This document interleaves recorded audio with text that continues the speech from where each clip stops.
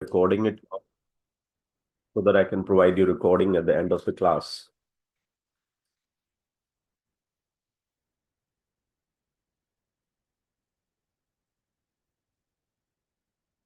First 5 minutes, there will be a lot of students joining us. So I'll have to keep on seeing who's waiting in the waiting room. So it's going to be a little bit of disturbance for first 5 minutes. Once everybody has joined, then we will start.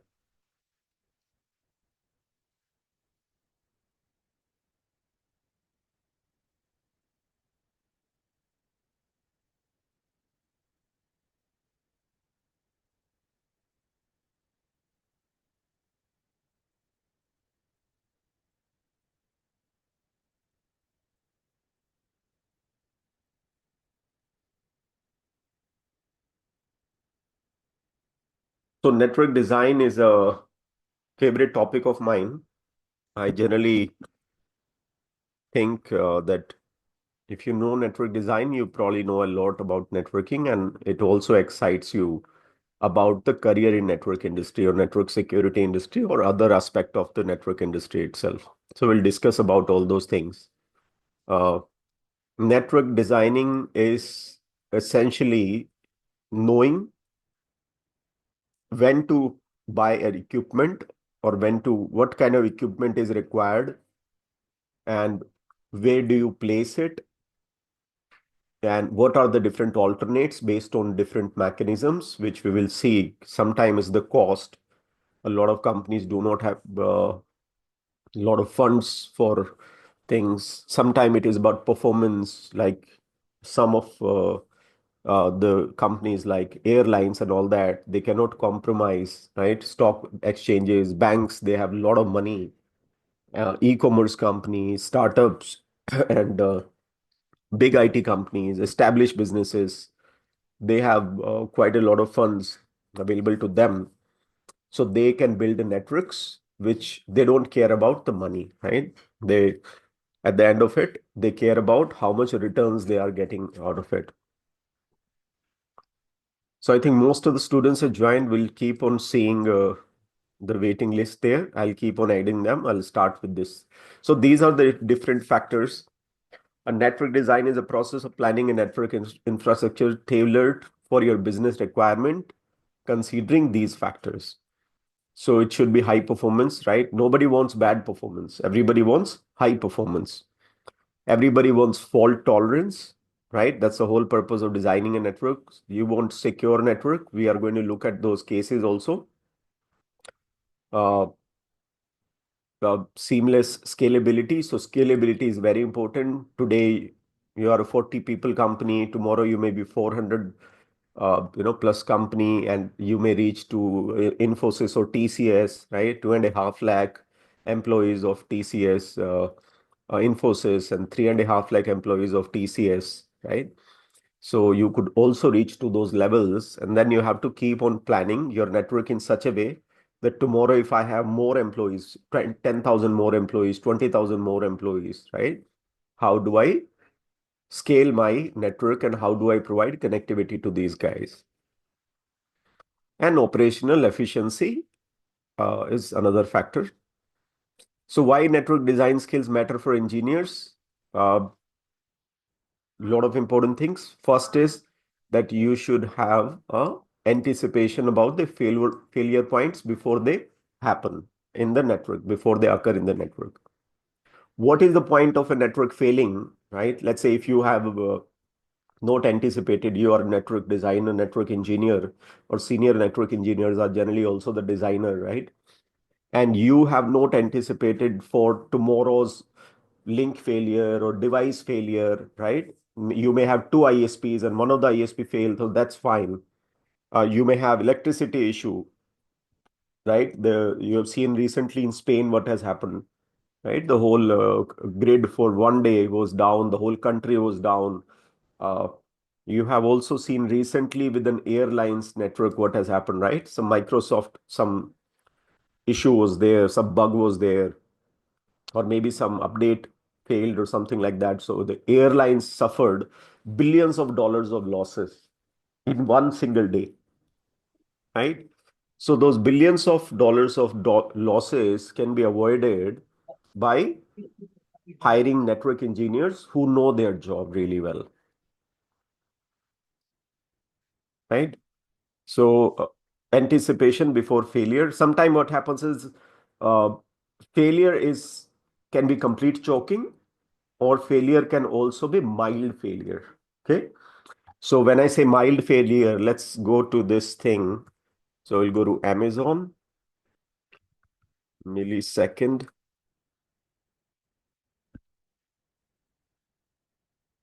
performance losses.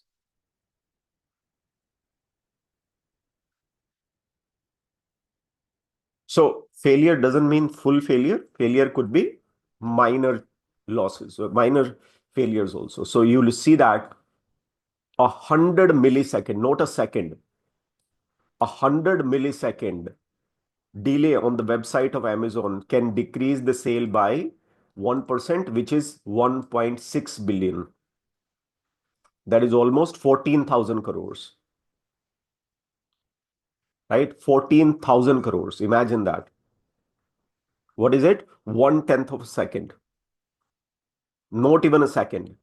If their network, they have analyzed this, their engineering teams have analyzed this, that if their network is slow by 100 milliseconds on Amazon.com website, they will actually lose that day $1.6 billion in sales. Imagine 14,000 crore rupees losses, right? Here it is. So if you are not a great network engineer, what will happen? You probably will not care about 100 milliseconds, right? An average engineer will, how much will he think? 1 second, 2 second, 3 second delay, right? But great network engineers, they will look at it and they will basically see things from a different angle. So this is one of a good case study to understand that failure does not mean a full failure. Failure could be small failure in the performance, but that could be very big for the company. But from our perspective, it could be small. But from the company's perspective, they will lose 14,000 crore rupees in a single day, right? 14,000 crore is like one of the largest companies in India probably will not have a profit of 14,000 crore uh, for the whole year. Justify technology decisions to stakeholders. This is very important. So as a senior network engineer or network designer, network architect, as a CCI guy, you will be given certain budget, and it is up to you, your smartness, how do you bring the whole network within that budget, right? So let's say a company says that we are going to spend 50 crore rupees. That is the funds that we have. But you realize, you talk to Cisco, and Cisco says this equipment will cost you maybe 100 crores. Okay. So in that case, what will happen is that you have to justify your decisions. If you want to increase the budget of the company, right, you have to go to the stakeholders, or you will have to use your smartness and you have to talk to Juniper and HP, 3Com, other companies to have similar performance in the budget, right? So that is also one of the, recently we did a training for Google. Okay. That's a very good, first time in 18 years, we got an opportunity last month to deliver a training for Google India. And I'm accepting that for past 18 years, we never got an opportunity to actually deliver training for such a huge company. We have done for so many great companies in Bangalore and India, but Google was a dream. And the training that we delivered was on a data center architect cloud and spine technology called CLOS. Okay, they are not using traditional routing protocols or switching protocols, and so they have something called clause.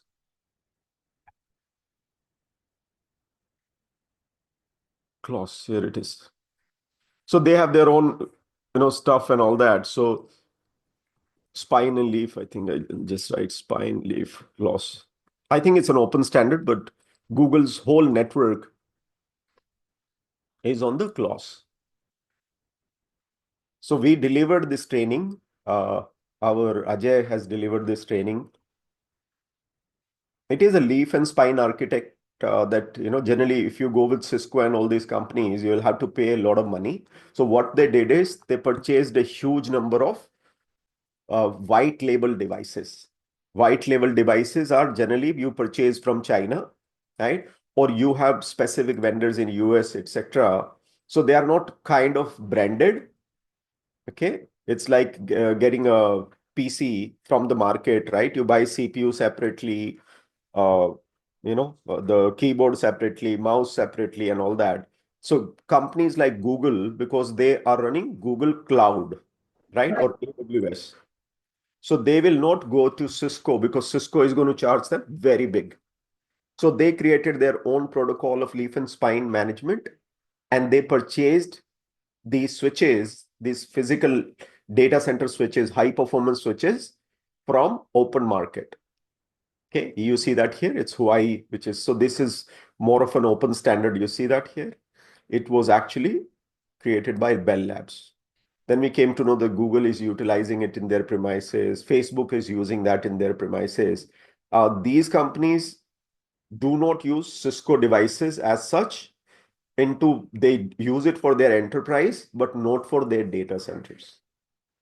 Okay, otherwise the licensing itself will cost them billions every year because they are building very large clouds.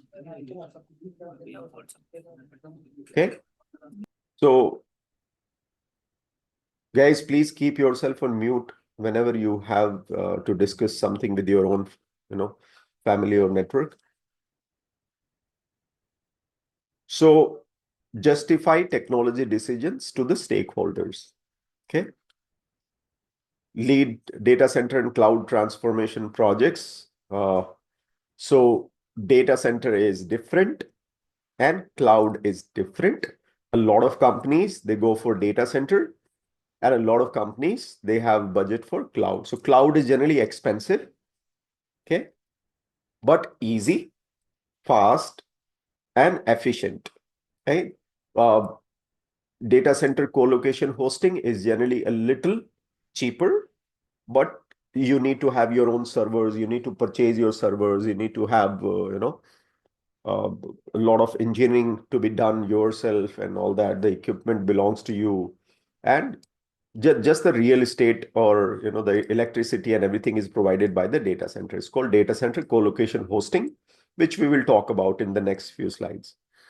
Transition from into roles like network architect or pre-sales consultant. These are two major roles in every company or every Cisco partner or networking giant companies, right? Like Wipro, TCS, HCL. These are large Cisco Gold partners. Okay. So when Cisco, let's say tomorrow, New York Stock Exchange wants to implement some certain network. So they will go to Cisco or they will go to the TCS, and TCS will design their network by talking to Cisco engineers. But Cisco generally does not execute a lot of projects on their own. They are a hardware company. So they have partners who can do that for them.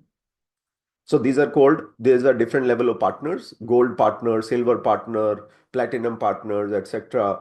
And these partnerships are decided on how many CCIs do you have on the payroll. So you want to be a silver level partner, you need minimum 2 CCI certifieds. If you do not have minimum 2 CCI certified people on your payroll, you cannot apply for Cisco silver level partnership. Similarly, for gold, they have higher level of stuff. So I'm not sure what are the terms and condition now, but this is what it used to be before. Okay, that's the reason there is a huge demand for CCI certified people, because certain projects can only be handled by them only. Okay, so whenever we talk about network design, we'll have to look at a lot of technical parameters. First is the general requirement, and then the technical parameters will come, right?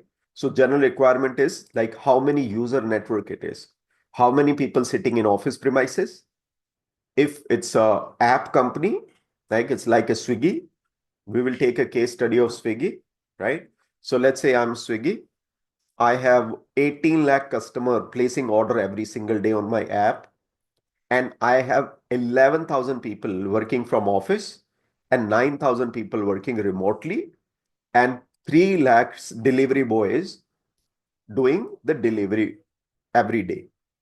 So how many people have my app?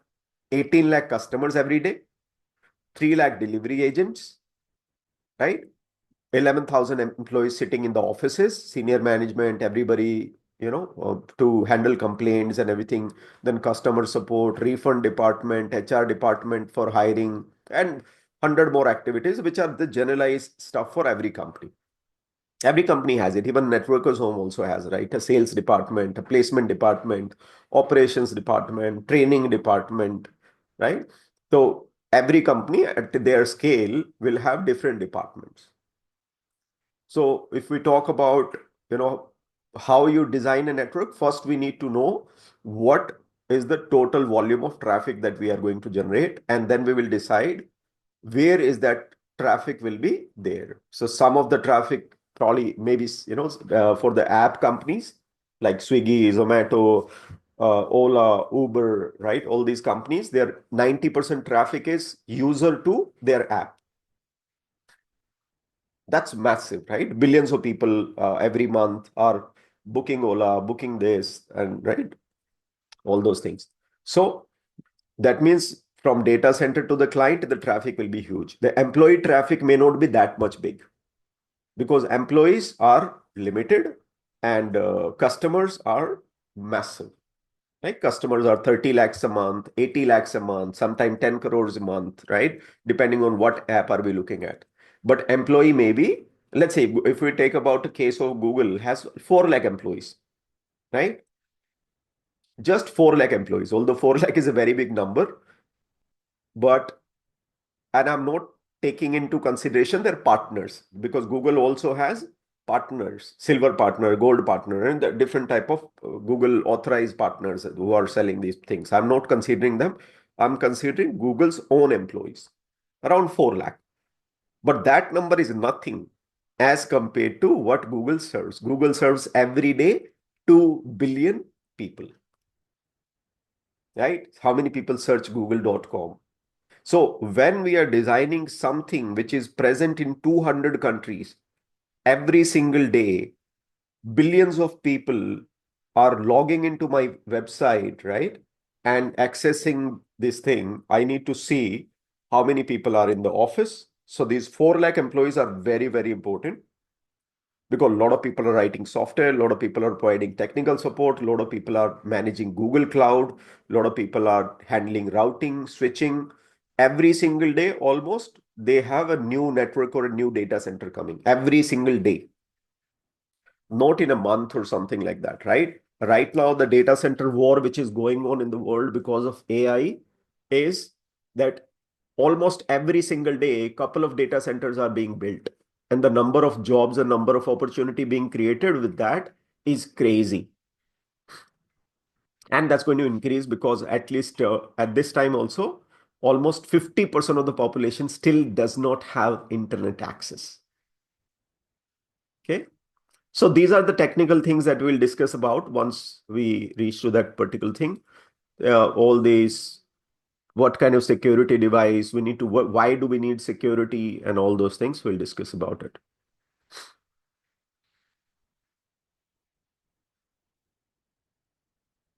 Let me refresh it. I think I missed out something.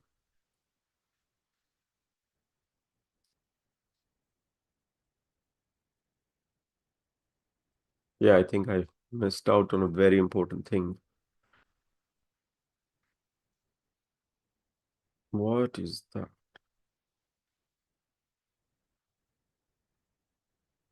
Oh, this one, I'll update it.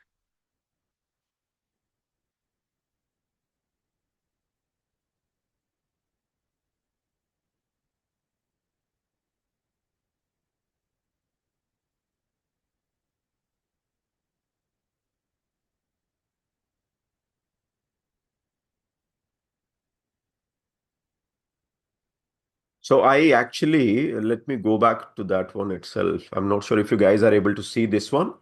Can you see this screen? Yes, sir. Yes, sir. Okay, cool. So let's imagine few scenarios. You see that, this one?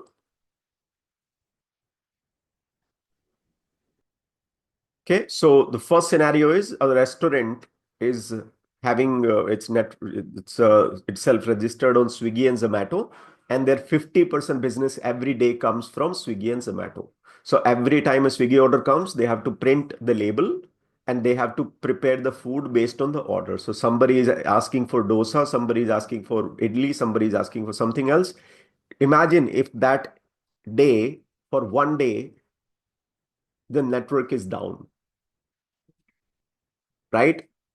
Almost 1 crore restaurants in the country, right? Maybe the software they are using or the Swiggy which is using that software that day, that portion goes down. So the user is placing the order, that is fine, but the restaurant side app is not working. Okay, so a restaurant whose 50% daily sales is coming from Swiggy and Zomato loses the whole business. Or imagine an auto rickshaw driver in any city who is not accepting online payment, right? Or internet shutdown and millions of people, office workers are sitting in the office premises. Do you think any office from here to airport, right? From Electronic City to airport takes around 2 hours to reach. You might have seen lakhs of buildings on the sides, right? Do you think any building, any office premises will work? The employees will be able to do their job without internet?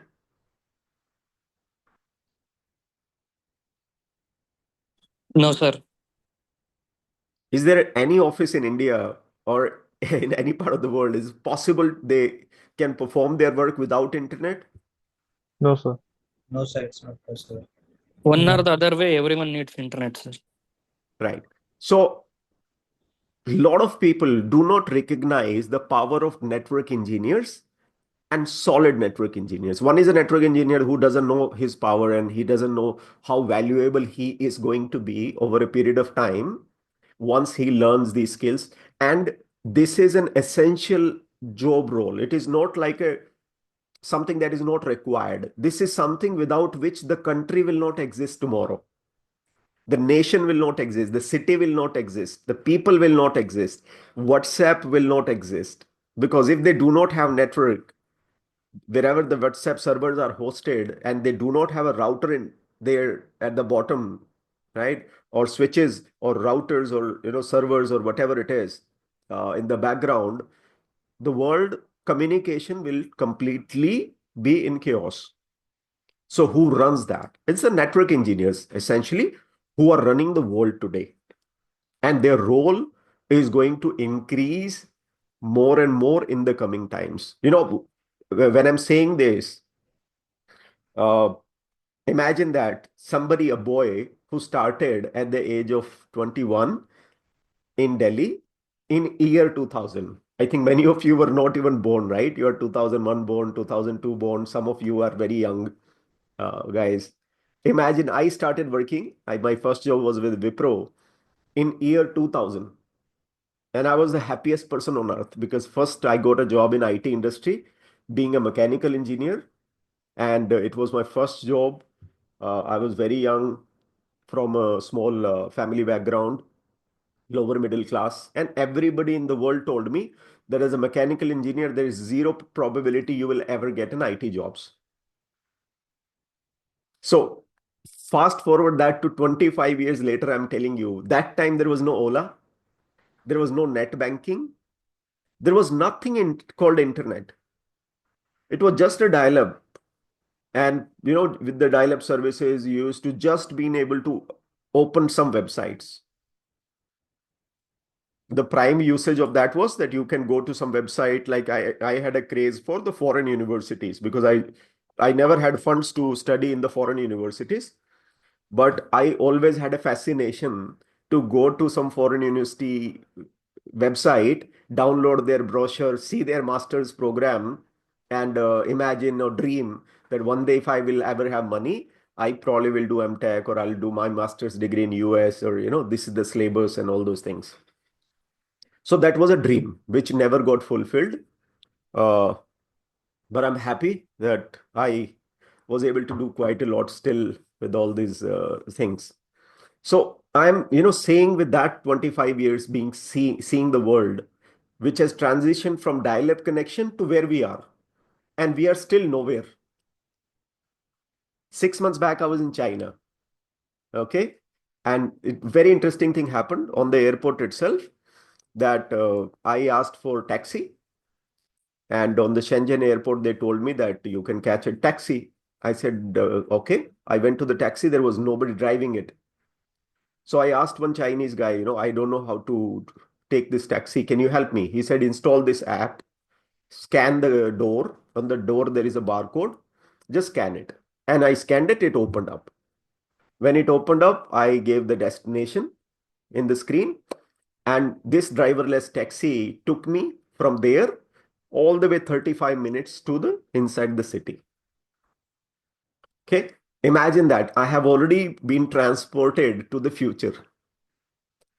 And when I came to India, I was coming to Bangalore, I was seeing how much we are struggling for 20, 30 minutes of, maybe 40 hours, 40 kilometer of distance. I'm spending almost 2 hours with a human being driving. The situation is so worse, right? So the thing is, a lot of stuff which is happening around the world will also come one day to India. I'm not sure when, but for sure it will. And a lot of opportunities are still. This is one of the example. This is one of the smallest examples. Okay, our life, our per capita income, everything has to increase. I have seen this country from 0.5 trillion, half trillion to 4 trillion in last 20 years in front of my eyes, right? So the scope of internet, every single vehicle having internet will be a possibility soon. Okay. Uh, the vehicles will be able to tell to the service company, like if you have a vehicle from Audi or Mercedes or BMW, even now, right? These vehicles have some kind of connectivity which can tell the company that this is these many years or these many kilometers they have traveled, and this car requires service now. Or if you have any kind of issue, it can tell itself to the service center itself that I have maybe some noise is coming from the brake, or something is happening wrong with the brake. The vehicle will be able to analyze that, will sell it to service center. You can then service center will call you. You can take your vehicle there. So less than 20% of the internetization has happened yet. The devices are not connected to internet yet. It's just our laptops and computers and the phones are connected, but our each and every device, right, with artificial intelligence and machine learning, that's the crazy stuff that's going to happen, is that your washing machine will be able to understand when to run it, how to run it, etc. over a period of time. You don't have to physically imagine, remember that, right? Your mixie will be able to probably do a lot of stuff, self-cleaning and other things also. Like you have seen home robots, right? Home cleaning robots, which is very common in Western countries now. The home robot will clean the whole floor and will go to its charging station on its own. You will never have to do anything. Right? So all those things are where 90%, 80% of network devices, future devices are going to be internet connected. And internet connected means network engineers will be required to build network for those. Right? So every single month you will see that once this AI guys, like all the biggies, they are working in that particular direction. As soon as they have something concrete, you will see a lot of devices, home devices will become so smart, they will be able to do a lot of stuff for us. So imagine not having online payment for just 1 month, right? Imagine you don't have WhatsApp, Instagram, social media channels, just you don't have any kind of, you are transported back to the old world. I mean, forget about all this. Imagine you don't have electricity. If you don't have electricity, you don't have internet, as simple as that. Right? If you don't have electricity, you don't have internet, as simple as that. So internet is as important as electricity today, if not more. Imagine office connectivity is not secure and all the workers are able to steal all the customer information from the company's information database. The company has not put firewall in place for its employees, and there are some smart employees sitting who are able to steal maybe the customers, whatever payment information and customers' credit card information, whatever through which the customer has paid them, right? That information is registered at a lot of places. So even the company's responsibility is to secure its data from its employees, right? 90% of the theft, information theft happens with internal employees. This is the truth of it, okay? Now imagine that, which is the truth right now. Imagine that you have almost 50% of the population of still in the world is still not connected to internet. You will not be able to believe this. You will still be able to go to villages, right? And you will find people who do not have full connectivity to the internet, or they don't know the potential of internet other than using basic WhatsApp and basic stuff. They still have not harnessed the power of internet. How they will harness the power of internet? Like you might have seen on YouTube, right? A lot of young kids in the tier 3 cities, small cities, when YouTube has given them platform or Instagram has given them platform that anybody can do any magic and uploading content is free. All of a sudden, from tier 3 cities, from small villages, somebody is dancing, has million subscribers, somebody is doing some other activity, has million subscribers, 10 million subscribers, right? These stories were not possible without YouTube or Instagram being free. So anybody who has talent, this talent pool with AI, the AI will provide them tools for video editing. The AI will be able to do it for them. The voice, whatever professional audio they require, whatever video cleaning they require, special effects they require, right? All that stuff, once AI is able to do, they will be as good as a Hollywood studio. I generally give this example. I was watching one video where Steven Spielberg, he is a big Hollywood director, was talking to when the apna Rajamouli got an Oscar. At that ceremony, Steven Spielberg is telling Rajamouli, I'm your big fan. I love your work from the Makhi, right? That movie that was there from that time itself. And first time I got a chance to meet you. Imagine that. The world looks up to whom? Steven Spielberg. And he is now looking up to. Why is that? Because Rajamouli is one of the finest, right? If you look at his films and special effects, they are like different class altogether. So sitting in Hyderabad, he's able to create a Hollywood level of quality. So today, Hyderabad is not behind Hollywood. Right? That's the reason you see Telugu cinema, the movies are so blockbuster and all that. That is going to happen with everything in the coming time. The talent that we have in villages, the talent that we have in small cities, the talent that we have in young youth here who's not getting enough opportunity today, once they have the tools available to them, right? They will be able to do wonderful things. So these are a couple of things. You have seen this airline ticketing system, right, failing down. Recently, there was some issue with the Microsoft stuff, and millions of people suffered. They're standing on airlines and the counters. They are not able to issue boarding passes, right? There was a Microsoft bug. Something was there. That's cloud strike, sir. Yeah, CloudStrike, right? So these are realities.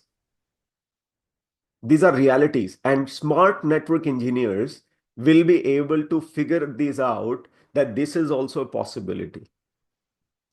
Losing out billions of dollars and then understanding the mistake is not an option. Right? Let's say if I was a network designer for these companies, I will not solely depend on Microsoft.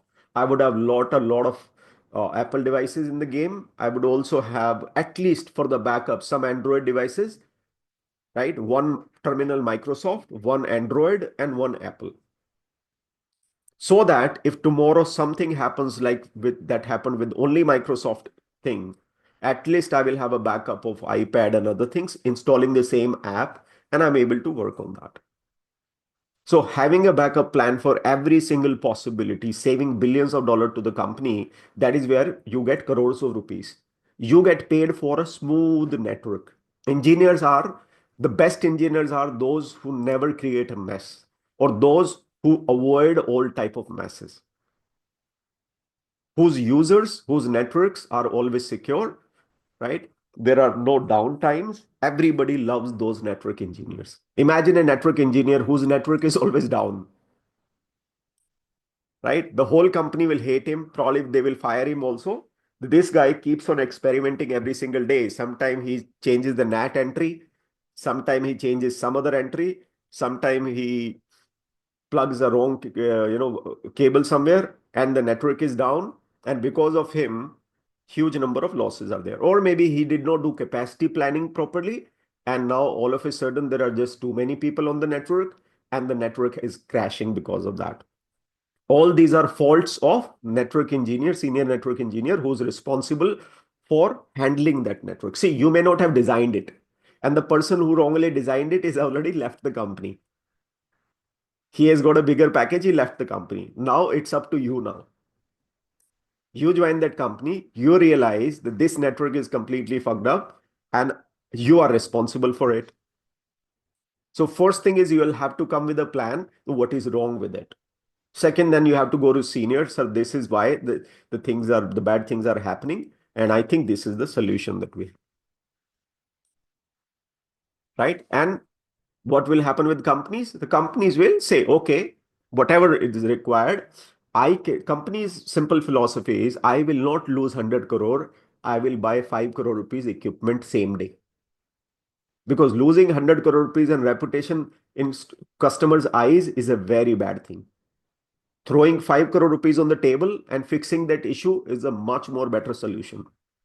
So buy new equipment, buy whatever it is, but let's fix it so that our customers don't suffer. Right? And our 100 crore profit is in profit. Otherwise, you've seen what happens with bad companies, right? What has happened with Baiju and a lot of other companies who don't care about their customer. They won't stay in the game for a very long time. You have to be customer centric. So engineer also has to think from that perspective, that you are also a representative of smooth transaction of the customer. It is not the management's responsibility. You also have to take responsibility of that. So these are a couple of scenarios. Without internet, you see that, and we don't realize it, how important this particular profession is. See, I generally count it, this profession, it will be, you will feel like I'm going a little back to explain this. Initially, what used to happen 1,000 years back, somebody found out about horses. Initially, people used to walk from one place to another place, 200 kilometer, 800 kilometer, 1,000 kilometer for communication, right? So they used to walk long distance. Then somebody found out horse is a animal which can help them reach to 200 kilometer very fast. So they started training the horses, etc. So that was a fundamental way of travel for a very long time. Then somebody came with wheel, the invention of wheel, and that's where the wheel cart started and other things happened. And then 100 years back, 1920s, right, or maybe a little bit before that also, these engine vehicles started. And these are all mode of transport, right? You want, I want a message. I'm a king of a certain thing 100 years, 1,000 years back. I want my message to be sent to another king. How will I do that 1,000 years back? A man on the horse. 1,500 years back, a person walking all the way, not without horse. So that takes even more time. On horse, it will probably take 2-3 days time. On walking, it will take 10-15 days time, right? But then vehicle came.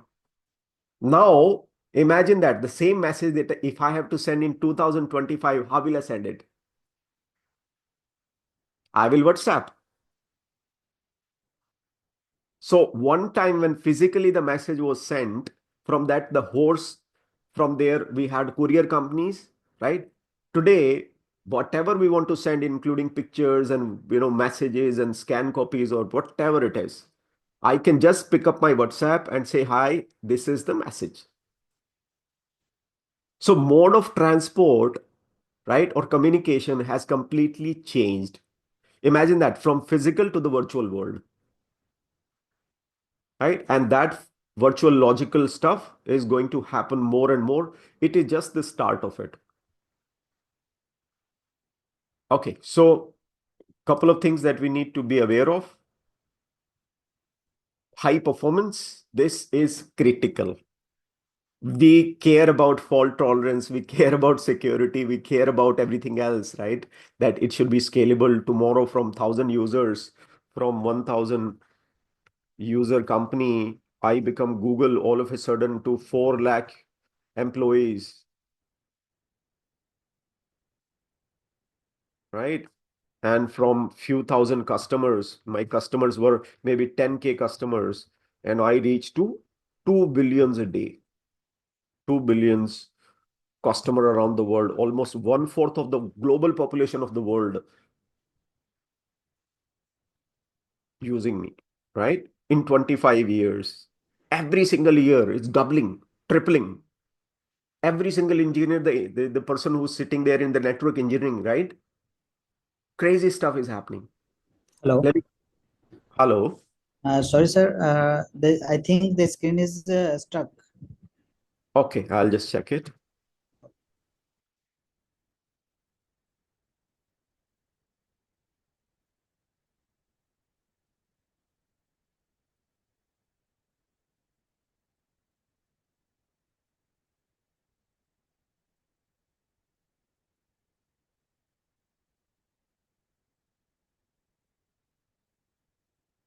Oh, let me see that.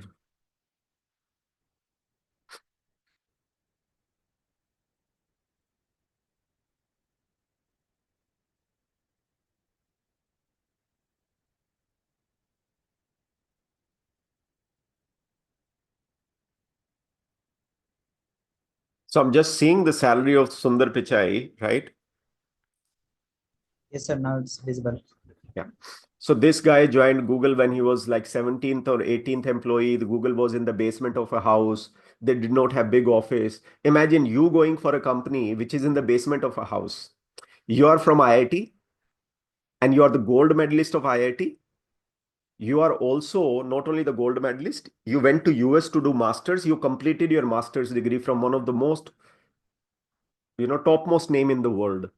And after doing your master's, your first job offer is from a company called Google, weird name, and this company is in the basement of a house. Do you think you will join it? You are IIT topper, right? IIT Kharagpur topper, computer science. You are masters from a US university, and you join a company which is in the basement of a house. Total 17 employees.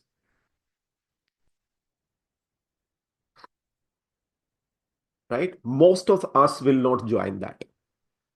But he was able to foresee the vision of the founders who were both PhD, and they did not have a 0-day experience of working for anybody. Imagine that. Google founder, Microsoft founder, right? Uh, Facebook founder, WhatsApp founder, Instagram founder. None of them ever worked for any company, even for one day.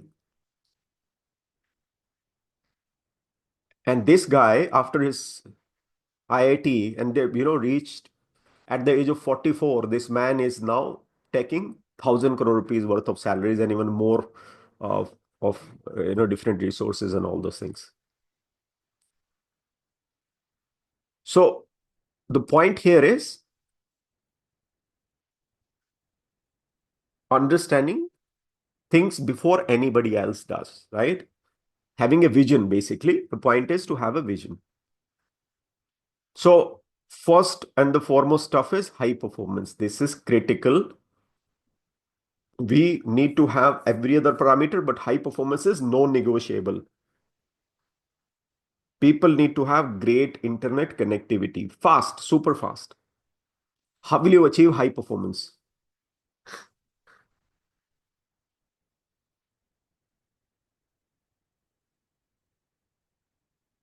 Guys, how will you achieve high performance?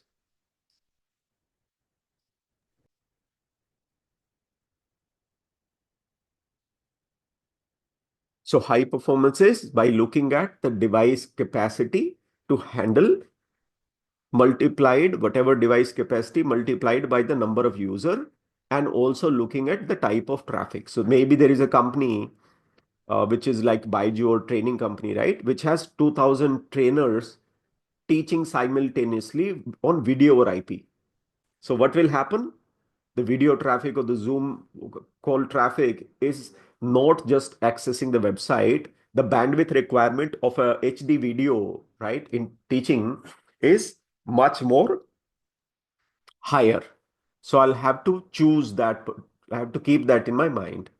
Then comes fault tolerance, right? That I need to have minimum 2 ISPs, 3 ISPs, 4 ISPs will be great. I need to have minimum number of routers at the edge, right, in fault tolerant manner. Then the switches, the distribution layer, the core layer, the access layer, everywhere I should have a network, so that if one of the physical device fails, a Cisco switch fails, all the users who are connected on that Cisco switch, right? Let me draw that one for you.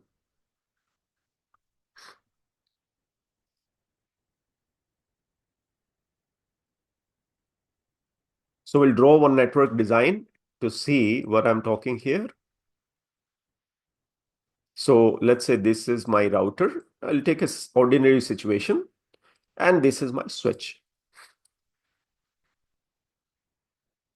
And here my users are there. So there are different, take it like large number of devices are there. This is my internet connectivity. So here is my internet connectivity. Right? This is my LAN interface. So how many points of failure? It is complete failure only. Everywhere there is a failure here. What is that? This single connectivity. What if this internet fails? What if this internet fails? These users sitting in office, they are completely useless to the company because they cannot perform their task. Maybe they are in the PAN card verification department. They are in the banking department for credit card application processing, maybe debit card reissuing, maybe e-commerce company, they have to issue refund to some people. Whatever task anybody is doing in office work, right? These guys need internet, but internet is the network designer has not planned. So what is the solution here? Second internet connection. What is the other failure possible? Maybe the device itself fails, right? This edge router itself fails. I'm taking the most basic one, then we'll keep on building advanced one. Okay. So what is the solution for it? The solution is to have dual internet connectivity, and this switch is also connected to this guy. Okay. So these users, if this whole device fails, okay, if this whole device fails, they still are able to, if this whole device fails, they can still, what is it? Oh, they can still pass through this device. Two internet connections here, right? So the probability of both these devices failing will be very less. But there is a possibility, right? You cannot ignore the possibility, especially. So what do we do? Let's say electricity fails. So what is the solution?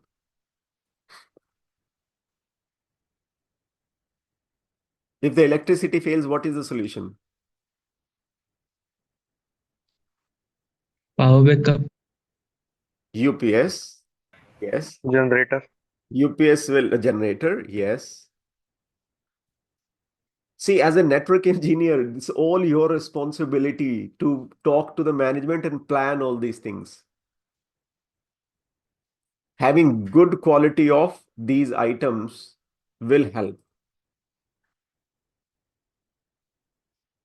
Right? Imagine your ISP is fine, your routers are fine, your internet, everything is fine, but imagine that your electricity itself is gone. Your ISPs are absolutely fine. Both ISPs are fine. Your device is absolutely fine. So you'll have to plan it this way. That's the reason a lot of people, these are coming under enterprise stuff. That's the reason a lot of people do not want their servers here. They want their servers where? Either in the data center or in the cloud. So they want it in the data center or cloud.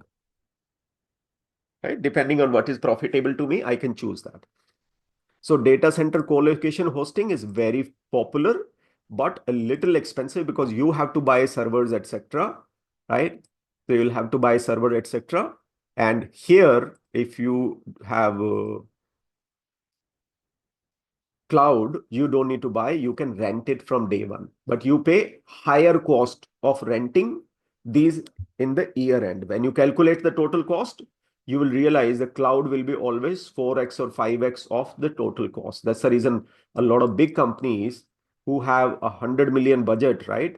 They can plan 100 million investment, 400 crore rupees, 800 crore rupees investment, rather than paying 4,000 crore rupees into clouds. That's the reason you see a lot of companies go to cloud also, right? Initial portion, they go to cloud, but when the network increases, they build their own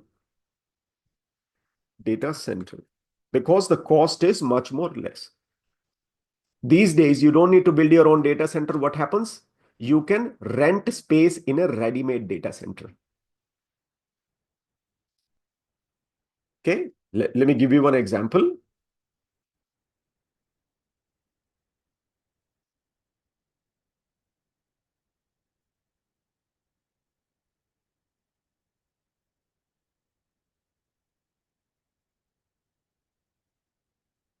The data center.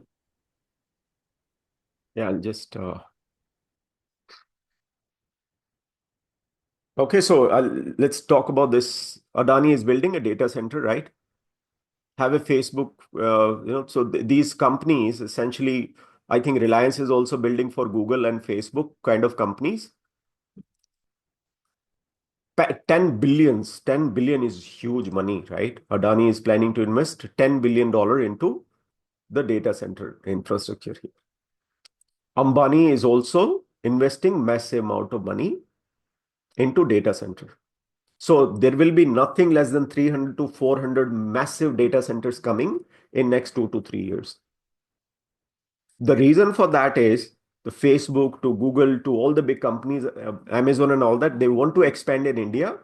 But these big companies, they do not want to get into real estate game in India.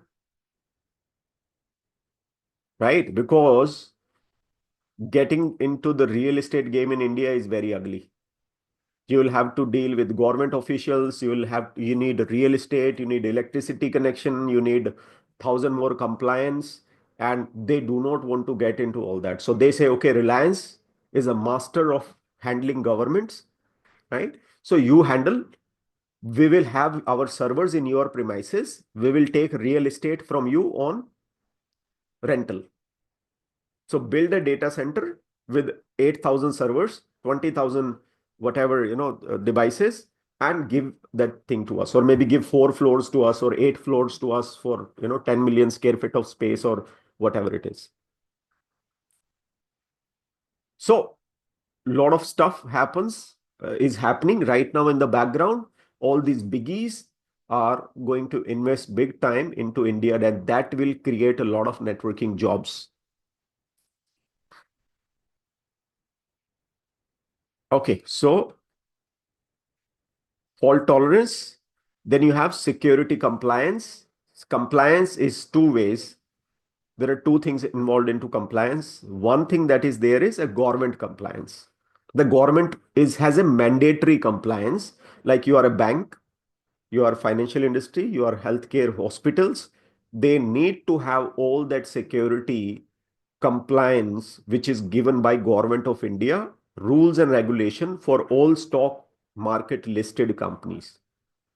Tomorrow your data is stolen, and because of that, you lose billions of dollars, right?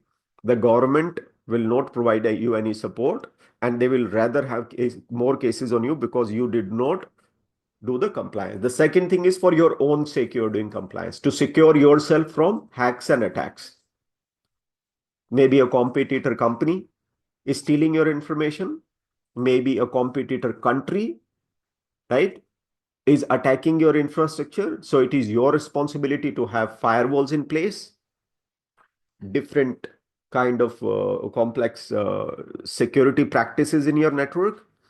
Also, these days, the biggest threat, as I talked about for network security engineer, is what? Who is the biggest threat? Insider threats.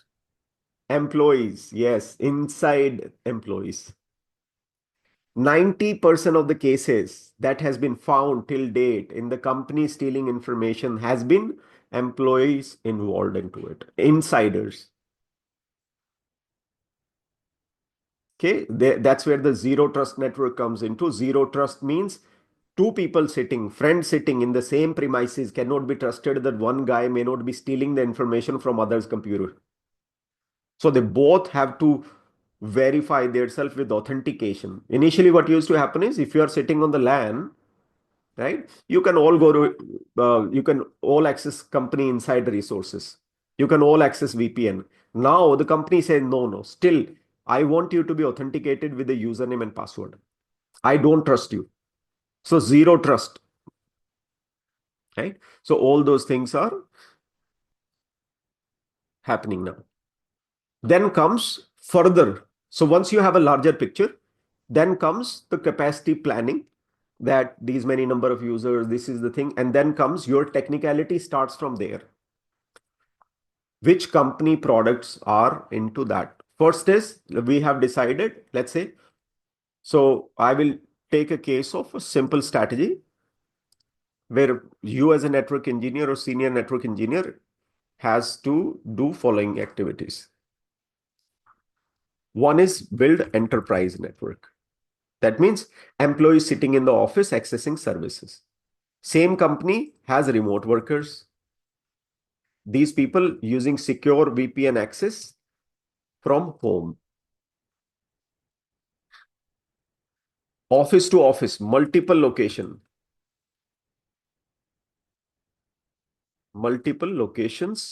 like HDFC Bank has 20,000 ATMs, right? And billions of people daily using HDFC Bank net banking and UPI and everything else. So I have to calculate everything.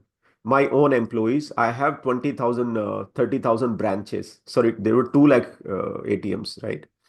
So enterprise network where my employees are sitting in each branch. If you guys are from different part of the country, you will know that your city, whatever small or big city you are from, has multiple HDFC banks. You might have seen HDFC Bank board everywhere. It is there in every tier 3 city, even villages also. Right? So just like a split tunnel, sir, no? Split tunnel. A split tunnel can be different. This could be remote access right now. Office to office, you want to call split tunnel is possible.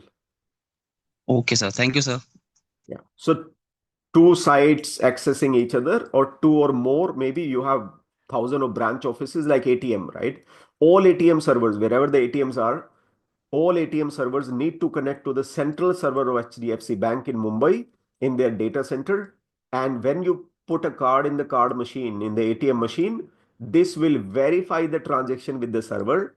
And if you have the money and you are authorized with the right PIN and password, then only you will be able to withdraw the money at the ATM branch. All this has to be LAN to LAN tunnel, you can call it. These days, the LAN to LAN is, they are not calling it, it's called SD-WAN, right? Because SD-WAN is easy. Software design, sir, na? Yeah. Right. So we used to call it LAN to LAN tunnel, IPsec, VPN, LAN to LAN tunnel. These days, most of the LAN to LAN tunnels, because of complexity, are now replaced with easy solution, easy to implement SD-WAN, and more scalable, more intelligent also, and easy. Okay, so this is one part of it. So these are still kind of enterprise right now. Then I have my servers in the data center. These are my servers here. The servers, maybe I have it in AWS cloud, maybe in the data center somewhere in Mumbai, or wherever my servers are. These servers will be accessed by clients from world over. HDFC also is in Dubai, is in US, in different places, right? So these servers need to be up and running all the time. Also, sometime what happens is that it is the job of network engineer to imagine that things may go bad for the whole of India, or maybe for Mumbai city. Maybe tomorrow we'll have an attack also on them. So what do? You have these cloud, you might have seen AWS gives you options for redundancy in multiple locations, backup of the same servers, or same copies of server in multiple locations. In New York, in London, in Paris, they have almost 200 to 300 locations where you can replicate your servers within seconds. So what happens tomorrow, New York City, because of earthquake or something else, this whole thing crashes. So in real time, this data is being backed in Paris, is also being packed in Japan. So one of the region can fail because of ABC reason. My servers will always be up and running. Today, the communication of everything is on internet, right? And you have to protect your internet.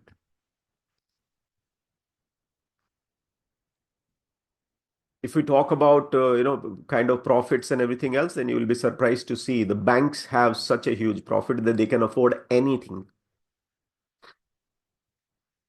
So once we have business goals, user need, traffic pattern, application compliance, which is government and private sector compliance, and growth expectations, once these parameters we understand, that's the time we can start into designing a network.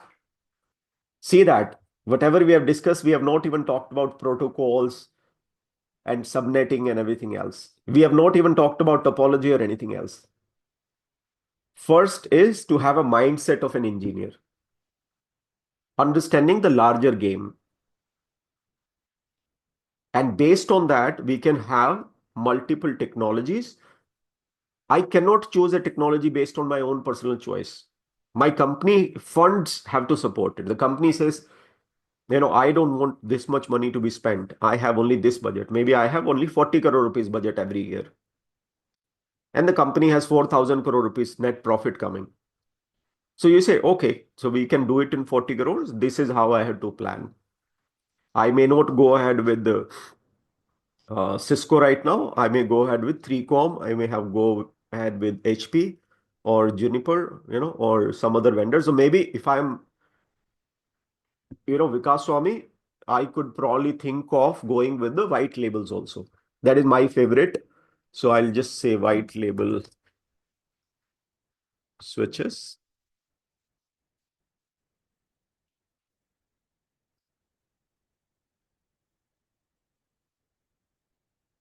So this is purely switches, and you choose your operating system, which is open standard operating systems. Google to Facebook to AWS clouds, they are not purchasing Cisco equipment. They are buying these switches, which is 1/10 of the cost. But this, even Cisco is purchasing same thing, labeling it as Cisco and selling it to the customer. It's like laptop, right? Dell. Let's take a case of Dell laptop. Does Dell makes processor? No. No, sir. They use it in the AMD or Intel. RAMs, do they make RAM? No. They use Samsung or somebody else.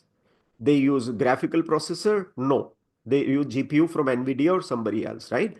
They just assemble by taking multiple components from different places, label it as Dell, right? And sell it to the market with their own branding. So here, companies like Cisco, what they do is they do a little interesting stuff. They actually create operating system, which is high performance. Cisco, the real power is in the software. Their softwares are feature rich, easy to implement, right? Not Linux based or complex programming based stuff. They have simple stuff like interface FA00, shut, no shut, or IP address, no IP address. That's how Cisco has made it so amazing, and that's how they grabbed the market share, because engineers wanted it easy. They did not want Linux kind of complexity in doing everything.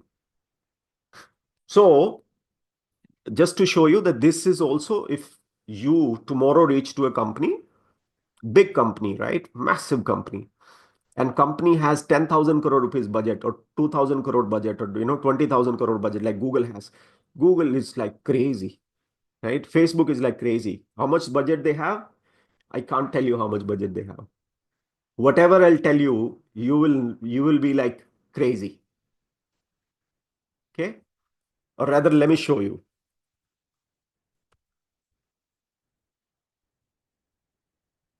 Google investment into data center in 2025. You will be surprised to see. Can you believe this?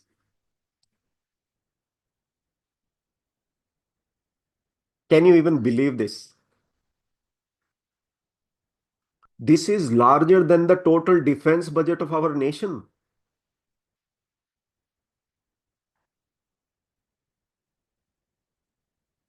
Right? Almost how much it is? 8 lakh crores. Right? Crazy. Can't imagine that. I mean, just one company. What we were talking about, you may be feeling, bad about it when I was saying about 2,000 crore rupees into infrastructure, right? You might be thinking this guy is fool. He's talking about 2,000 crore rupees into equipment, 3,000 crore rupees into equipment, 5,000 crore rupees into equipment, right? You might be thinking like that. 8 lakh crore rupees, 8 lakh crore for 1 year single budget. Okay, let's go back to Microsoft. Microsoft is going to beat them.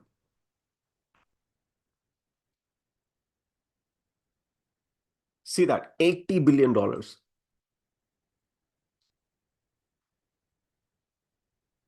Almost again, 8 lakh crores. Just for India, imagine that, $3 to $4 billion just for India, separate funds.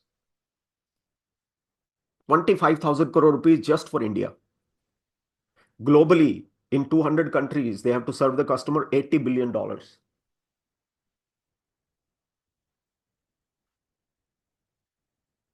OpenAI is doing crazy stuff.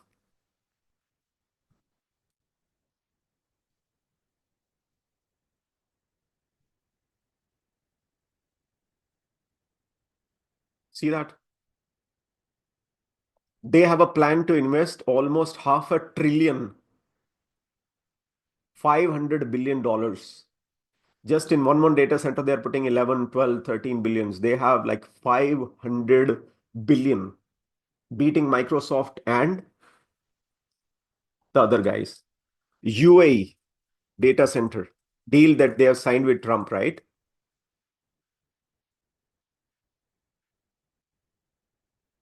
UAE is a small country, but their vision is very big.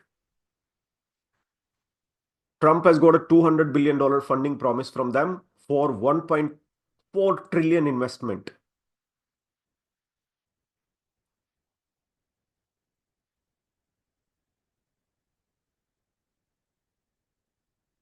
They showcased the AI city demo. That's correct. See, Dubai, I was in Dubai. I was working in Dubai in year 2004. Okay, 2004 or 5. You will not believe it. It was a pure desert at that time. There was no Burj Khalifa. There was nothing great. But they had a vision. They had a vision of beating anybody in the world in terms of infrastructure. And in 20 years down the line, you see that. Does India have a city like Dubai? Any city as clean, as beautiful, as progressive, as modern, as secure, where women can walk at 12 o'clock in the night without being scared? Do we have a single city? Have we achieved a single city like that? We have not, right? It is their vision. So right now, when the AI is taking over the world, right, a huge number of new tools will come. Every single person on earth will be equal. We will all have intelligence available to us. How we are going to use that intelligence? Everybody will be using it differently. Like today also, we all have internet access, right? We all have access to same teachers, same mentors, same institute, same colleges, same everything, right? But are we able to utilize it same? Some people are still better than others. Some people are more focused than others. Some people are more positive than others. Some people are putting more efforts. Some people have more belief into things than others, right? And some people have strategy, executable strategy. Some people have only dreams, wishes that I wish to do this. I wish to be in this company, right? They don't have a plan, written plan, and a strategy to execute that plan. So even network designing, right? Everything starts with, see these companies, whatever we are discussing here, what are we discussing? We are discussing the larger picture, because if you're not excited about it, teaching you about OSPF, BGP, and all these things, right? The trainers are not able to get best value out of you. Is that you have not learned these protocols and these technologies? You have, but were you excited about it as a career? No, because the real excitement is in the larger picture. Those are small items, right? Knowing those stuff, when we have senior level, engineer level interviews and all that, what do you talk? You talk about design. You might have seen a lot of interviews by now, the mock test and other things, and you also have friends who have given interviews in various companies, and many of you have given interviews in various companies, right? You will never find most of the companies asking you hardcore technical router based, command based questions. What is the command to do that? What is the command to do that? Right? You will hardly see that. It will never happen. They want to know your philosophy. Do you have basic, if you are a, let's say level 1 engineer, support engineer, which most of you will go for the level 1 kind of stuff. In that case, it is going to be the basic fundamentals. Because if your fundamentals are strong, you will be able to do those jobs really well. If you are going for senior engineer level roles, and that is not specialized or specialized, there are two ways to go with it, right? You are SD-WAN engineer, or you are service provider engineer, you are MPLS engineer, you are working for enterprise, or you're working for data center, you have experience into ISP, or you have experience into something else. Maybe you are in network security, so you are good with firewalls. So you are specialized. Based on your specialization, the company will hire you because they are looking for a firewall engineer. They are looking for a Cisco ICE engineer. They are looking for DNA center, right? Such an amazing product. People are offering 30, 40 lakh rupees for that skill. Cisco ICE. There is a massive shortage of people who know Cisco ICE really well. Later in this part, you remind me, I will tell you how to get into Cisco. There are certain technologies which Cisco is hiring all the time. And there are certain technologies where Cisco is firing all the time. Anything that get obsolete like Nokia phones, Cisco will also flush that out from their system. A lot of products which are end of use, end of sale, end of design, end of network, Cisco will flush them out. With that, either the engineers, the Cisco employees will get an option to upgrade themselves to the new products, or if they cannot, they have old mentality. In that case, they have to be said, goodbye, sir.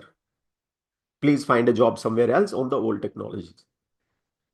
But at the same time, new technology jobs will keep on happening. Like right now, SD-WAN engineers are in big demand. People who are specialized, not people who learn SD-WAN. Remember that what I'm saying is very important. Not people who learn SD-WAN, people who master SD-WAN. Mastery is very different from learning. Mastery is going a little ahead, creating your own scenarios, doing a little bit more hard work than the average learning that has happened. Okay, most of the companies, this is what beats a guy in the interview than an average person. A full-fledged intelligent guy enter into the interview process, right? He's master of something, his confidence level will shoot up like anything. He will go to Google and say, Cisco SD-WAN interview questions, right? Or he will go to ChatGPT and say, okay, what are the most asked Cisco SD-WAN questions? Because tomorrow he has a SD-WAN interview. Okay, so I have a case study here. Let's say we have a company with 2,000 users across 14 countries. Give me one example of a company that you think will have 2,000 plus employees or maybe more and they will have office in 14 countries. Can you give me some names?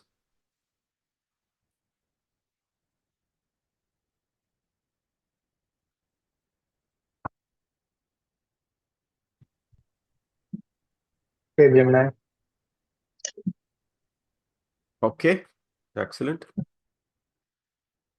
Google. Great. I will tell you every single American company.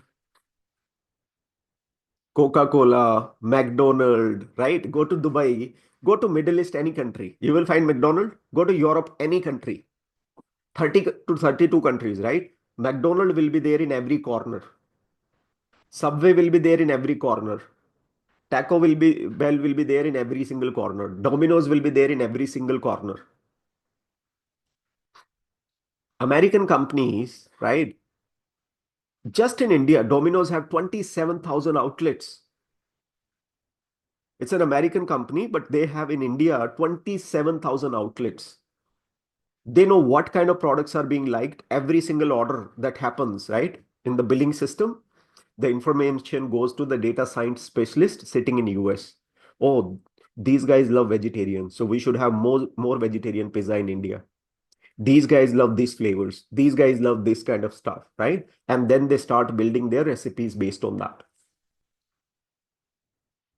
I remember in 2005 or 4, probably, I was in Cisco Tech, and first time I got a topology which had 140 branches VPN going on.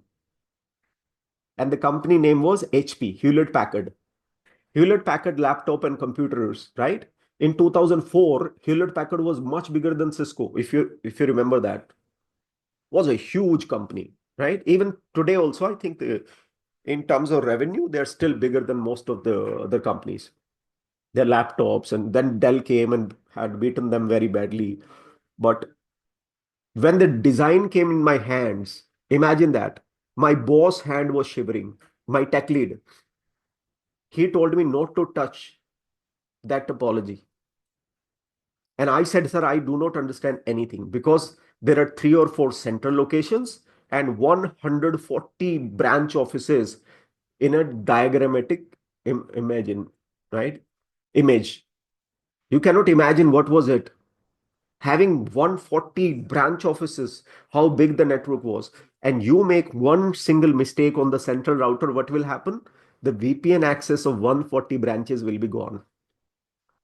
One wrong NAT entry, one public IP assignment wrong, and this becomes P3 case, priority 3 to P1, top priority case. My tech lead will lose the job. I will lose the job. My manager will have to hear the stories from the, because you cannot lose customer like HP. And Cisco TAC is a final solution for Cisco products, right? Who else can support Cisco product like Cisco TAC? They are the manufacturers of devices, right? So when HP is not able to solve that issue, they open a ticket with Cisco TAC. So it came to us, my manager, I've seen everybody sweating. And they told me by mistake, it came to my bin, my email box. And when I saw that, I said, sir, I cannot handle this. This is when my tech lead came that by mistake it has come to you, you should not touch and you should not call the customer in America. Okay, I said, I will not. Because we understood the severity of the situation, right? So imagine that if you are in McDonald's or you are Coca-Cola, right? Or you are a bank, how big or anything rather. And what is your end goal? The end goal is to be into one of these companies, to be into top 10,000 companies in the world, right? That is your end goal. If you are, forget about Facebook or Google or Apple or anything else. Even if you get into Coca-Cola or McDonald's IT team, your life is set. You still will be playing in crores, right? Because these companies have reinvented themselves for last 50 to 60 years. And they are constantly growing. A lot of you are in Bangalore, right? Whenever you feel bad, whenever you feel depressed, whenever you feel nothing is happening, the world has collapsed, no IT jobs, nothing will happen. You just go and stand in front of the BMW showroom or Audi showroom, and you will see, even if you cry, the same number of cars will be sold every day. People will come with happy faces with their family, wife, husband, children, right? People will come with their parents. They will every single day, they will buy an Audi, a Mercedes, a BMW, or any other big car showroom. So if you close your eyes and you say, okay, today because I'm sad and nothing is happening, the Bangalore traffic will not reduce. Bangalore traffic is jam-packed all the time. People are roaming around from here to there. People are going to office. Managers are traveling. Employees are traveling. CEOs are traveling. Top management, vice presidents are traveling. Everybody's doing something. The number of jobs that we have in this city is crazy. From here to airport, 2 hours of journey, and you have millions of companies, and no company can survive without internet and network engineers. Companies of all scale. And we are not targeting as Networkers Home. If you ask me, as you know, with experience into global, I was in Saudi Arabia, I was in Dubai 20 years back. I see my students should have a global vision that 5 years down the line, I want to be in Dubai and all those things. But that will only happen when you understand these things and you are positive about it. So let's pick up this. It's a small company with 2,000 employees. 2,000 employees, 10,000 employee less is small company. Okay, 1 lakh plus. How many companies will be there in the world with 1 lakh plus employees? Just imagine that.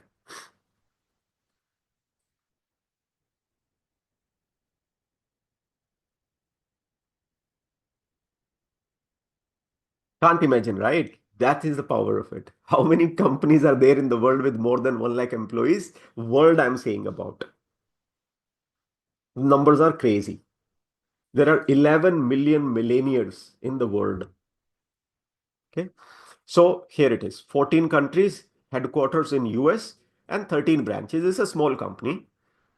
Their core services, whatever their web servers, are in the AWS and Azure. for backup, because sometimes you have seen that as AWS also fails, right? Have you heard that? For a couple of seconds, couple of milliseconds, couple of hours, AWS used to fail badly. 4 years, 5 years back, they used to have a lot of this thing. So people keep their servers in AWS and Azure, different clouds. Additionally, they have co-located servers in tier 3 data centers. So maybe they have, we will discuss this one. This is really important. These two are critical for your interview impression. These 2 points will make an impression on the person who's interviewing you for senior engineer or engineer level thing. If you speak this particular thing, they will understand you know quite a lot of stuff, right? So we'll have to focus on this portion of it. Need to have remote access for this. So let's go with this first to understand. We are talking about 2 things here. We have our servers in cloud and we have our servers in data center. So sorry, data center. So cloud and data center. Data center is called co-location hosting. This is where you purchase your servers, buy servers, or sometime you can say rent also full server. Here, generally what happens is you have virtual servers, VMs. Mostly not physical. Physicals are very, very expensive, right? But these are heavily reliable, expensive. These are generally, traditionally, people say not that reliable, but these are reliable as well, because I have been to a couple of data centers in New York, and I saw that they had multiple ISPs, 16 ISPs to be very precise, and they had electricity coming from 6 to 8 different electricity providers. But let's say, but this is cheap. Almost 1/5 of the cost in the long run. So if you are spending here 100 million, you are a large company, right? Like Flixbus and all that. So 100 million, you will actually be able to do this for 20 million. So what do? You can have still some of the super critical stuff here. You host it in the cloud, some of the critical stuff, and some of the non-critical stuff, you can host it here. Maybe for all the stuff that your employees are dealing with, right? You can put them here. And very, very expensive, where your customers are accessing those servers and you need reliability all the time, you can put it here. The other consideration is that implementation time. This is super fast. How super fast? How much super fast? Within 1 hour, right? You just go to AWS account and get as many servers as you want. Get stacked. Right? Sir, your screen stuck, sir. Oh, is it better now? Yes, sir. Okay. So you have cloud and here you have this. So cloud implementation is super fast. You can have as many servers that you want in next half an hour. All you need to have is money loaded onto your credit card and purchase as many servers as you have. Maybe, your company has, you have seen that Flipkart big day offer, right? Amazon big day, Flipkart big day offers. When they offer that, sometimes their site crashes. So many billions of people come. So in that case, you can have time base, maybe for next 1 week, you want 40 additional servers. Need base, you can have it. Okay. Here, you generally have longer contracts, etc., but it will save you cost in a big way. Plus, you require network engineers to do a lot of stuff here. They have to physically install routers, switches, firewalls, etc. And a lot of big companies only invest into this kind of thing. Big companies have big pockets. They don't need rental. They can buy the equipment on their own, right? But there is very interesting fact also that these providers, AWS and Azure, generally have more cutting edge equipment all the time, and they keep on updating their equipment. They keep on throwing old switches and keep on purchasing new switches if they feel that the performance, maybe, initially they had 1 Gbps per port capacity. Now it has gone to 10 Gbps per port capacity, or they have a backplane of couple of Tbps. So that will be decided by these guys. So they will also keep on updating. And if you are a senior network engineer, you are intelligent enough, you will also purchase equipment for futuristic angle. That this is what is, I really believe that this is what is going to be the future scope of it. So that's a difference between cloud and data center. It's called co-location hosting. In Google, you type colo, C-O-L-O, data center colo. Okay. So let me type it here. The beautiful thing is these are real estate players who will provide you data center co-location. These are real estate providers, so they'll provide you 1 rack, 2 rack, 2 full floor, 1,000 racks, 2,000 racks, 10,000 racks, a full floor with 10,000, whatever rack space, cabinet, cage space, whatever you require. These, they can give you your cage with your locks, your access card, full floor devoted to you, where they will provide power, cooling, bandwidth, security, etc. All the real estate stuff that you don't want to get into, because that is expensive, takes time. These guys will have it ready made for you. All you have to do is bring your servers, routers, switches, firewalls, and all your physical and virtual devices, and install it in these premises. They will give you bandwidth, as many ISPs you need, as many lease lines you need. They can provide you physical security, security guards, and access card for it. They'll provide you whatever megawatt of power you require. They will provide you that. To run, let's say, 1,000 servers, you require massive electricity bill. Electricity bill costing in crores. You also require 1,000 servers, massive cooling. Right? Bills again running into AC bills running in crores every month. So all these companies will have these kind of features. So once you have this thing, you can, in the interview, you can specifically, now you have this knowledge, you can talk to them about it. So design requirements, this is a case study. User connectivity, 2,000 people across multiple continents. So globally they are there. What do we want when it is globally? Europe people, I want to have servers in Paris or Germany. Asia, I want to have in India or Japan or Singapore, right? I will have servers nearest to the user, because milliseconds of connectivity also matters, right? From Asia to Europe, how many milliseconds it is? Around 50 milliseconds, right? 50 to 100, I think from Asia to this is 100 milliseconds. So if you have video calls and all that, and you don't have MPLS, and you don't have a very good internet connection, what will happen? Let me do a speed test here. Okay. Let's see what is my speed here.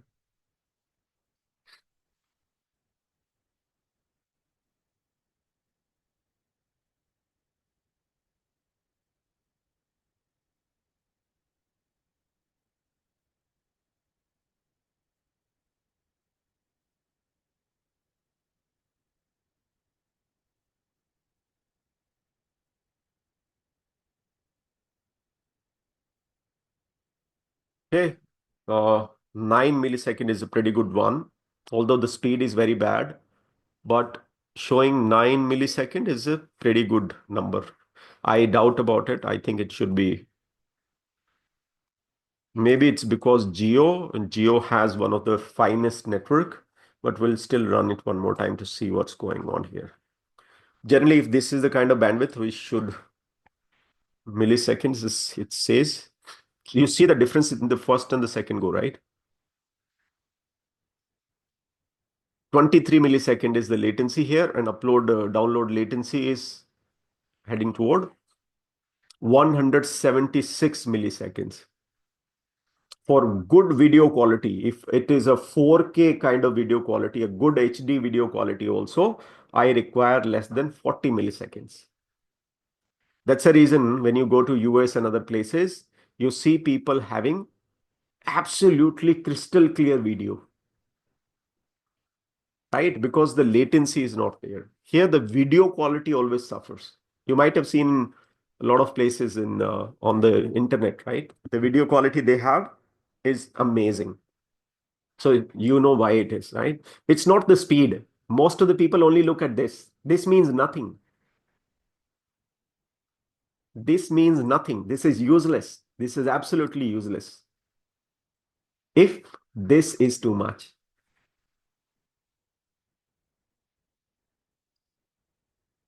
So as a network engineer, we need to have low latency access. That is the prime goal of us.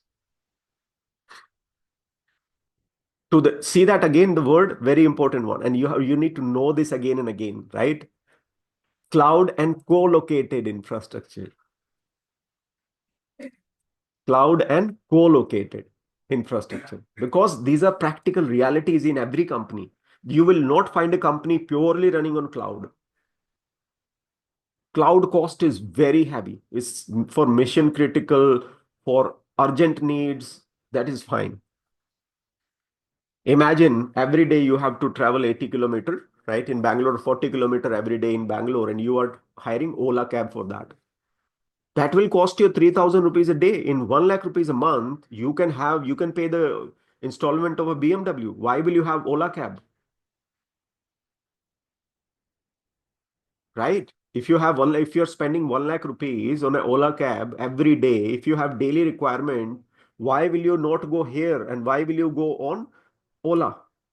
You will rather purchase the car itself, and the AMI will be much more cheaper and the car will be yours. So that is the difference between cloud and co-located. But yes, if you are once in a month going to airport, in that case, spending 2,000 rupees is a much more wiser option than keeping a car for 50, 80,000 rupees per month, but you are traveling only one day. So depending on which case, what is the case that you have, then you have standards. These are different standards. Some are government compliance, some are private compliance.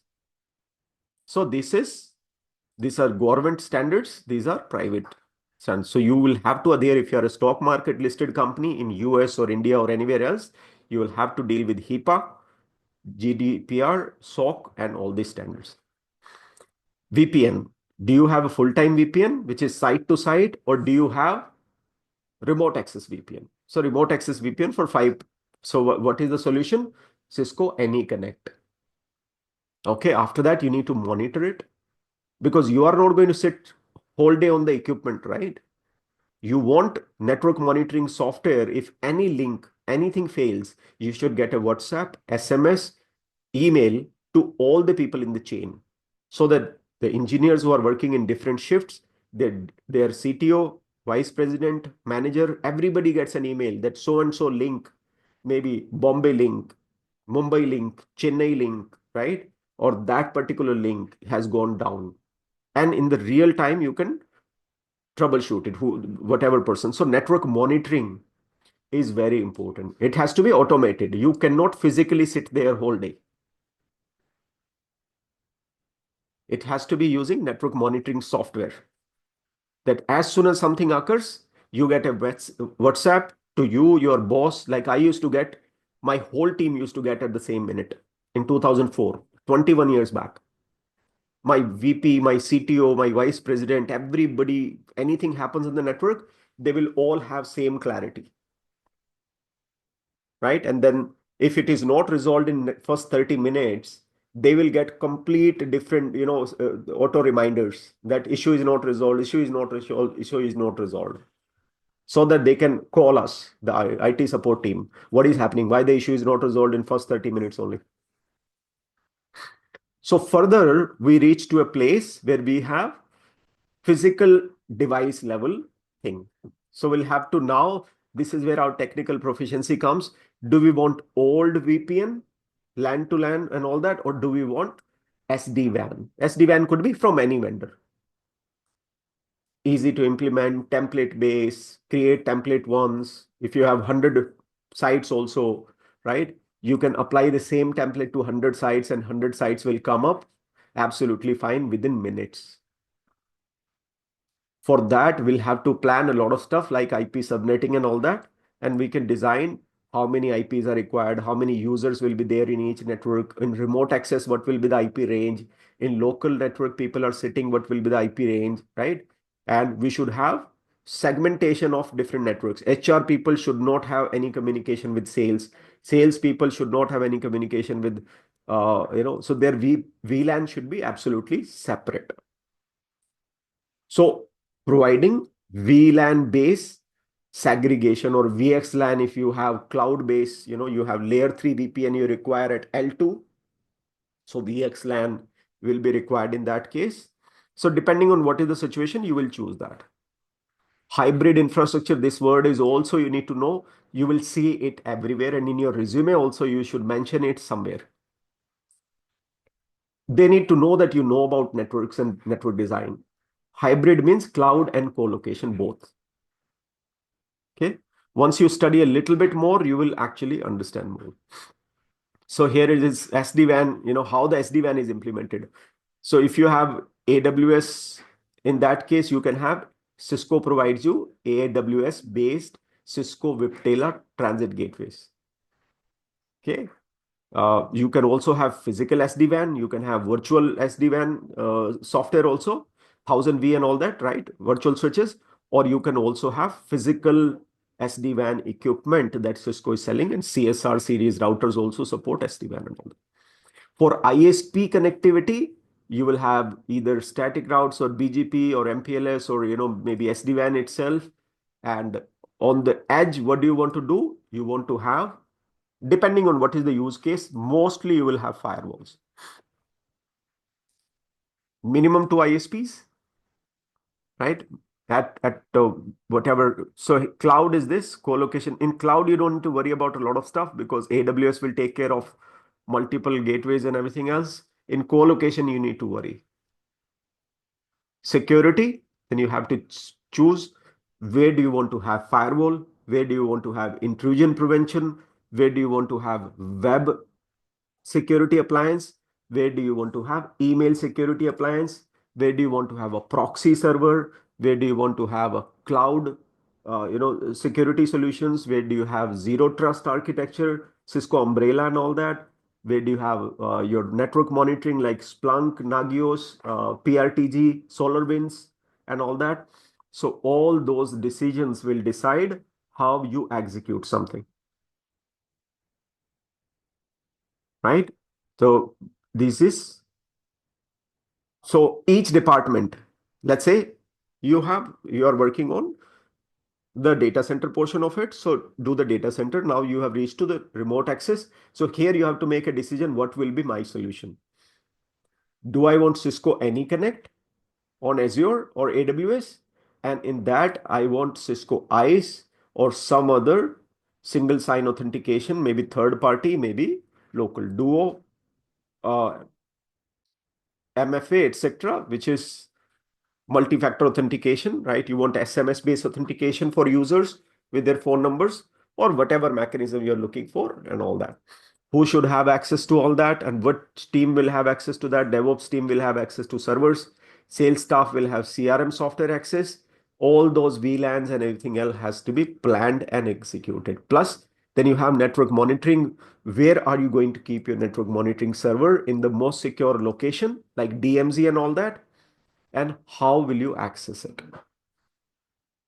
Okay, so each component, whether it's the core of the network, the remote access, the cloud, and a co-location, whatever it is, you'll have to plan that what is that we want to do with it. Next point with that we as a network engineers are always concerned about is high availability design, right? So as a network engineer, this is more of a technical subject than the overall picture. So in high availability, what do? You'll have to make sure you start from the top, dual power. Like all Cisco devices have dual power sockets. And mostly what I've seen in US, you connect one power circuit to one electricity provider and another power circuit to another electricity provider. That's the reason all Cisco devices have two inputs. Okay. Plus the cabling has to be in that way that you actually connect to core switches. I'll show you what we are talking about. Then spanning tree and ether channel, or you have fabric path, or you have trill, right? Because these are old protocols, although they are used 80%, they are still used in the network, but in cutting edge networks, right? Super cutting edge data center networks, you will have what? Trill or fabric path, which is L3 way of dealing with L2 networks. Much faster, much secure. Spanning tree cannot come close to that in terms of performance and all that. So all Cisco Nexus switches or any data center switches will have those technologies. So if I am building a cutting edge network, I will avoid these protocols completely and I will go to Trill or fabric path. Layer 3, this is again there a lot of time we don't really require it. In the older networks, you may need it. These days, you have SD-WAN, you have a lot of other failover mechanisms. So they will take care of this configuration. ECMP and BGP failover. So you have to make sure that you have BGP connected in terms of multiple ISPs so that you don't rely on static routes, and the BGP itself can take care of any type of failover. It can move from one link to another link, right? And ECMP equal cost multipathing so that traffic can be load balanced. 50% traffic goes on one link, 50% goes on another link. So both links are utilized. On WAN side, you have either dual ISPs or you have SD-WAN, which is multiple ISPs plus MPLS plus different other mechanisms also. So you can choose what it is. Firewalls, if you have two or more firewalls, either they can be active or they can be active passive. And these are your protocol services. You need to make sure that you have multiple DNS servers, because if one DNS server fails, you need to have it. Similarly for DHCP also, one of the device should not be DHCP server. There should be multiple DHCP servers, so that if one of the device, which your server, which was DHCP server or DNS server fails, the other can take care. So every single thing has to be think from redundant perspective. So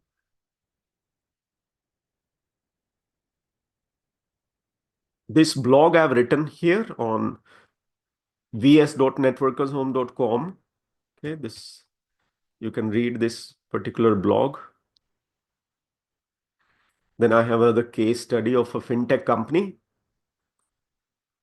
So I'll just leave it at here. I think we'll be requiring another session to get into the technical. It's almost 2 hours now. So any kind of doubts or question that you have, guys, you can ask me now. Last 10 minutes left.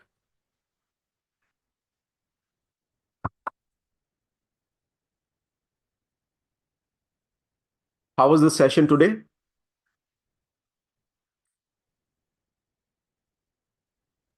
Good. It was great. Perfect, sir. Perfect. Excellent, sir. Informative. Okay. Yeah, Great. hi, because good evening. So yeah, I think this is a very good session in terms of designing any enterprise network. One of the doubt which I have, I will not say doubt, it's like query. So now we are talking about the employees or users who are basically the employee of a company. Then we are designing for that. So similarly, there are end users also. Let's say we talk about Ola or Amazon or other companies where the end users are like normal clients, right? I mean, who is accessing their sites. Yeah. So is there any role of network engineer also there where, because at that time the scale is very huge, right? I mean, we have to basically deal with millions of people at that time. Yes. So Is this also going to be a factor for designing these network equipments or network design Absolutely. of that So particular company? this is a great question.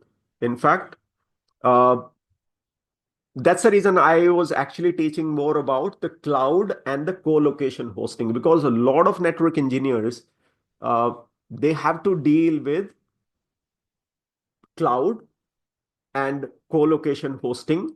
A lot of companies are coming from cloud. They are realizing the benefit of co-location hosting because it's almost 1/5 of the cost of the cloud facilities kind of stuff.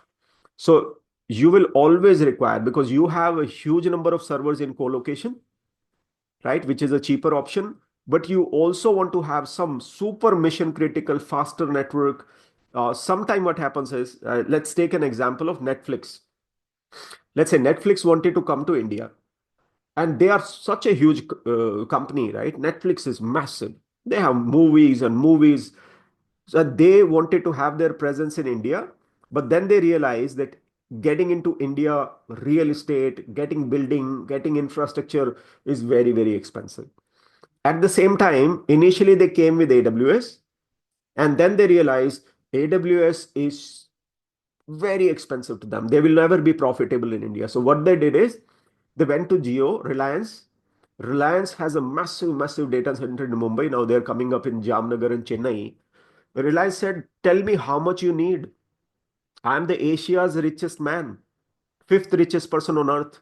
You tell me what do you need? And they build a specific physical network for them to house their massive amount of servers and all that. And that cut down the cost of Netflix by 50%. So a lot of companies are moving 20% of their workload to cloud, and 80% is distributed into co-location and other places. There are also a lot of companies, let's say Netflix wanted to go to, uh, let's take some example of some other country. The country is too small to have infrastructure, or very expensive or something like that. So what Netflix do is they will talk to AWS. AWS has a presence in that country, and they will take a couple of servers from them, and they will host their films library on that.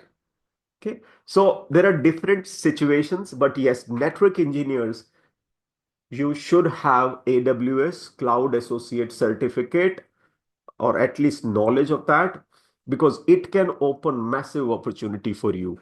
Right now, senior engineers, if you want to open your door into great companies, you need to have your resume speaking about that. See, companies will hire pilots who have license. Company will not hire your wish that, sir, you give me a chance in cloud. Company will say, who are you? Why will I take risk of you giving you plane of flying the plane when you don't have pilot license? So before we go for a company going for interviews into companies, we'll have to make sure our profile reflects that. So knowing cloud is very, very critical for everybody, for senior engineer level. For entry level, I will not suggest that.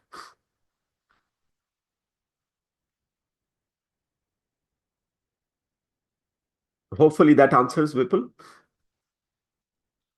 Yeah, thanks. Thanks, because And it's an associate level certificate. What big deal it is, of course, yes.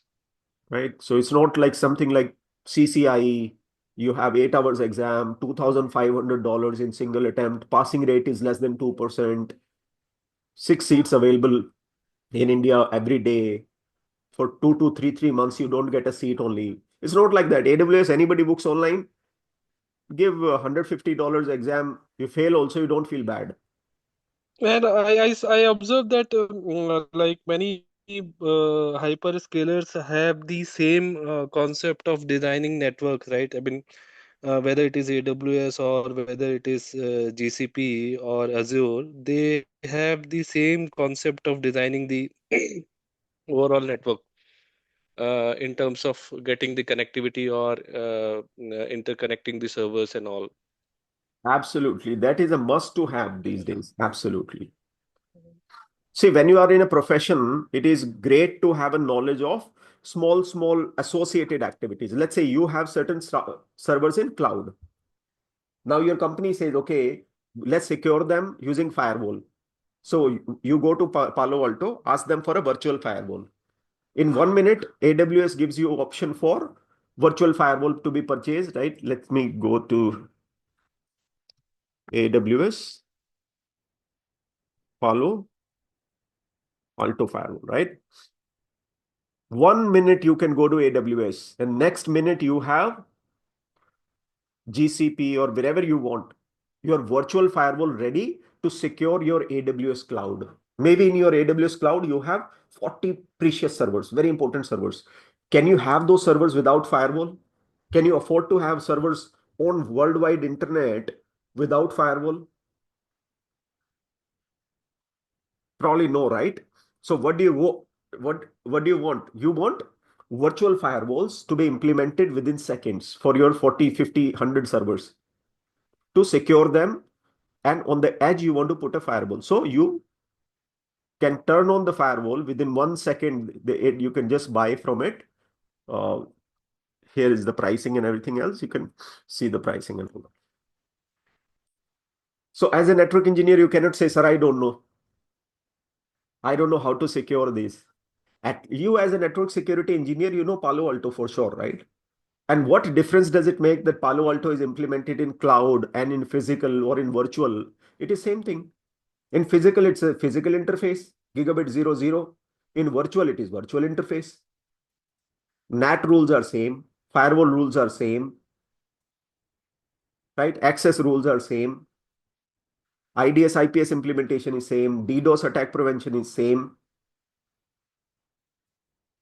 So we will have to prepare our mindset for that no matter what firewall it is, if it is Fortinet also, same thing.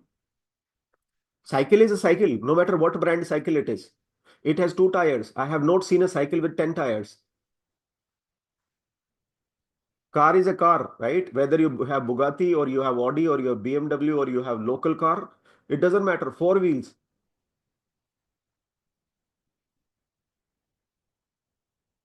So people who, I think who are in this profession, they should be strong enough to think things from that perspective. See, I'm not saying because I'm CCI for 18 years. When I was actually working as a network engineer, also my attitude was exactly same. When I was a fresher also, my attitude was exactly same. Today you'll say, okay, he's CCI, multiple CCI for past 18 years. That's the reason he's speaking like this. That is not the case. So you told us about the countries. Sorry, what is it? Somehow you told us about countries like that. Your voice is breaking. I'm not able to hear. Can you speak? Guys, anybody has heard the question? No, I think the voice was No, not sir, clear. it was not clear. No, sir, you said you will tell how to get into the Cisco in the last year. So Manohar, you are waiting for that for very long time, it seems, huh? Yeah, and that one also. That is a 20 lakh rupees question. And because you guys are my student and I love you all, right? So I'll tell you that for free. So what happens is that Cisco does not hire freshers as such. Okay? Cisco will not hire freshers as such. Bad news, sir. Yeah, no, that's a good news also that you will have less competition.